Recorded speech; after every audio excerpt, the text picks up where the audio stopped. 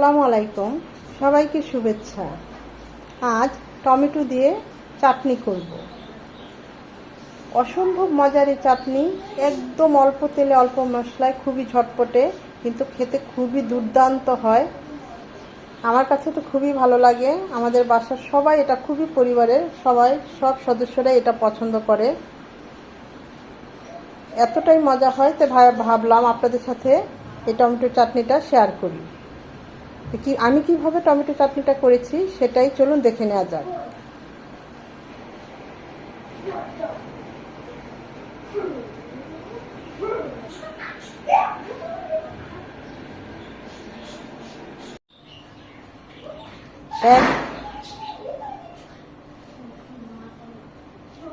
এক ঝুড়ি টমেটো কিনে এনেছি, পাকা টমেটো। দেখুন টসটসে, প্রতিটা টমেটো অনেক সুন্দর।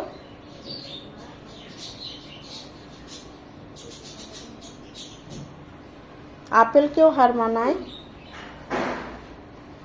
এই টমেটো দিয়ে এখন চাটনি করব, টমেটো টক করব, সব কিছুই আপনাদের সাথে শেয়ার করব। দেখুন দেখতেই কত ভালো লাগছে।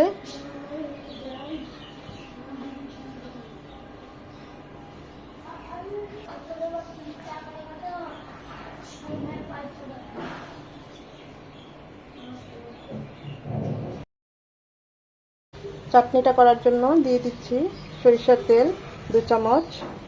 তেলটা গরম হয়ে এসেছে, দিয়ে দিচ্ছি 2 চামচ রসুন কুচি। রসুন কুচিটা যেহেতু হার্ড, তাই 1 মিনিট হবে, মানে 1 মিনিট করার একটু ভেজে নেব তেলে, তারপরে পেঁয়াজ কুচিটা দেব। রসুন কুচিটা 1 মিনিট হওয়ার পর দিয়ে দেবো 2 চামচ পেঁয়াজ কুচি। পেঁয়াজ আর রসুনটা একদম নরম হবে, রসুন কুচি থেকে সুন্দর একটা অ্যারোমা চলে আসবে। পেঁয়াজ রসুনটা একদম নরম হয়ে গিয়েছে, লাল লাল হয়ে খুব সুন্দর একটা অ্যারোমা চলে এসেছে। এখন এখানে দিয়ে দেবো 1/2 চামচ আদা রসুনের পেস্ট। এটাকে 1 মিনিট ভেজে নেব, যেন আদার ঝাঁঝালো গন্ধটা চলে যায়।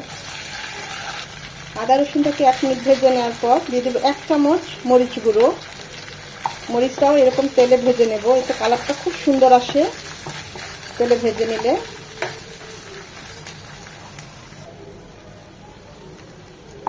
দিয়ে দেবো 1/2 চামচ হলুদ গুঁড়ো। হলুদ গুঁড়োটা কম দিবেন, কারণ চাটনিতে হলুদ গুঁড়ো বেশি পড়লে গন্ধ করবে। হলুদটাও জাস্ট একটু তেলে এরকম ভেজে এর কাঁচা গন্ধটা চলে যাওয়া পর্যন্ত নেড়ে নেব 20 থেকে 30 সেকেন্ড। মশলাগুলো যেন পুড়ে না যায়, দিয়ে দেবো ফুটানো পানি 2 চামচের মতো। এখন মশলাগুলো খুব ভালোভাবে কষিয়ে নেব। 1/2 চামচ ভাজা জিরে গুঁড়ো এর পর্যায়ে দিয়ে দেব। এখন খুব ভালোভাবে মশলাটা কষিয়ে নিতে হবে। মশলাটা যত ভালো কষানো হবে, রান্নার টেস্ট তত ভালো হবে। মশলা কষানো হয়ে গিয়েছে, এখন টমেটোগুলো দিয়ে দেব। টমেটোগুলো আমি কিউব করে কেটে নিয়েছি। দিয়ে দেব স্বাদ মতো লবণ। মশলার সাথে টমেটোটা ভালোভাবে কষিয়ে নেব।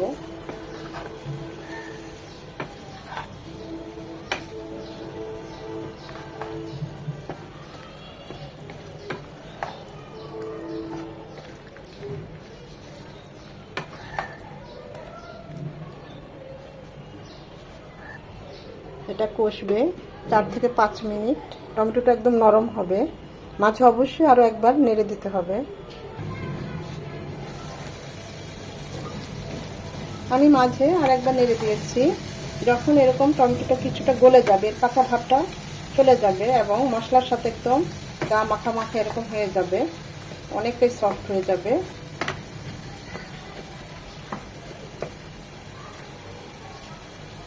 ওই পর্যায়ে দিয়ে দেবো 1 কাপ ফুটানো পানি।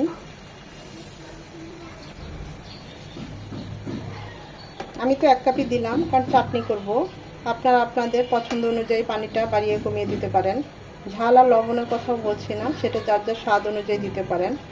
এই পানিতে টমেটোটা গলবে এবং মাঝে অবশ্যই আমি এভাবে চটি দিয়ে, খুন্তি দিয়ে বা ঘুটনি দিয়ে ওই কাজটা করতে পারেন। এভাবে টমেটোগুলো আর একটু গালিয়ে নেব। টমেটোটা গলা পর্যন্ত আরও 4 থেকে 5 মিনিট কুক করব। টমেটোটা কুক হচ্ছে, এখানে আমি 2টো ডিম নিয়েছি। খুব ভালোভাবে কাঁটা চামচ দিয়ে ফেটিয়ে নেব।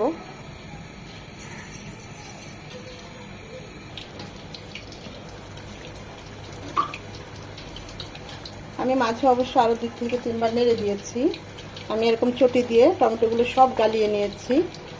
দেখুন একদম সবগুলো টমেটো গলে গিয়েছে। দিয়ে দিব 4-5টা আস্ত কাঁচামরিচ, মাথাটা অবশ্যই ভেঙে দিবেন, এতে সুঘ্রাণটা বের হয়ে আসবে, কিন্তু ঝাল হবে না। এই পর্যায়ে দিয়ে দিব আমি যে ডিমটা ফেটে নিয়েছি সেটা অল্প অল্প করে। পুরোটা একসাথে দিলে দলা পেকে যাবে, ভালো লাগবে না খেতে। চাইলে ডিমটা নাও দিতে পারেন, এমনিতেই টমেটো চাটনিটা অনেক টেস্ট হবে। আর যদি ডিম দেন সেটা আরেক ধরনের টেস্ট হবে। আমরা এভাবেও খাই, আবার ওভাবেও খাই।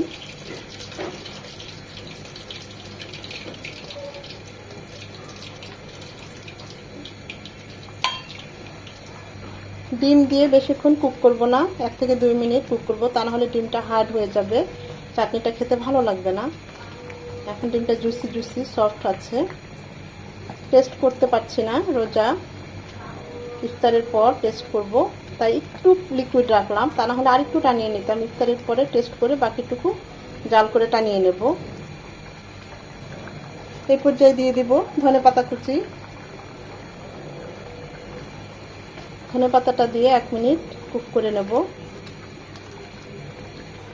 4-5টা তেল উঠে এসেছে, মাশাআল্লাহ কালারটা খুব সুন্দর এসেছে।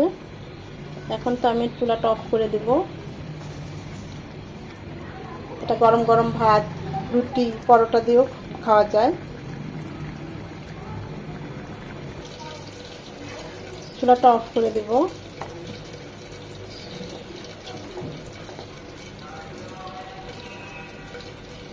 আপনারা আরেকটু টানিয়ে নেবেন। আমি তো ওই যে সেহরির আগে টেস্ট করব, যদি লবণ কম হয় তখন আরেকটু জাল করে টানিয়ে নেব। আপনারা আরও একটু টানিয়ে ঘন করে নেবেন। এই চাটনিটা আরেকটু ঘন হয়।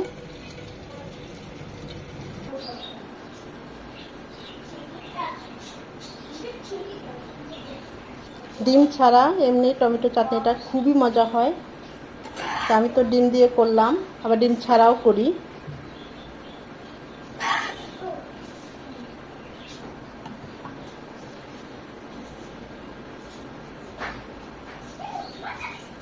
অসম্ভব মজার এই চাটনিটা। এখন তো টমেটোর সিজন, বাজারে গেলেই টস টসে তরতাজা টমেটো দেখতে পাই।